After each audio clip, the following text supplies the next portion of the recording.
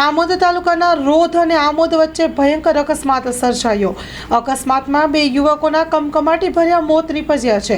Amod Karjan road પર આમોદ અને રોધ ગામ વચ્ચે ડેરી પાસે રસ્તા વચ્ચે વાહનોને અડચણરૂપ ઉભેલી ટ્રકમાં બાઇક સવાર અથડાઈ જતા આમોદ તાલુકાના આઝમનગર ગામના બે વ્યક્તિઓના મોત નીપજ્યા હતા, જેમાં મરણ જનાર નિલેશભાઈ વિનોદભાઈ ઉંમર વર્ષ 24 તેમજ રાહુલભાઈ ઘનશ્યામભાઈ વસાવા ઉંમર વર્ષ 29નું મૃત્યુ થયું છે।